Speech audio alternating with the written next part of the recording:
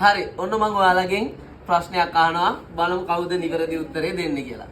ඔයාලා එක්කෙනෙක්ගෙන් 1000ක් ණය ගන්නවා. ඒක නැති කර ගන්නවා. හරිද? ඊට පස්සේ තව කෙනෙක්ගෙන් 500ක් ණය ගන්නවා.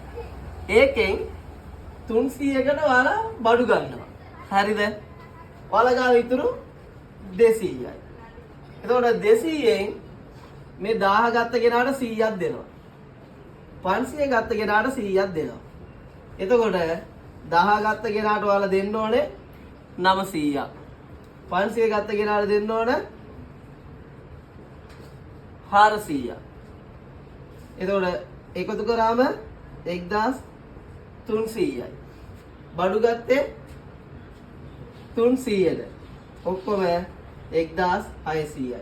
එහෙනම් ඔයාලා අරන් තියන්නේ ණය 1500. මේ 100 කොහෙන්ද ආවේ? බලමු දන්නවනම් උත්තරේ කියන්න.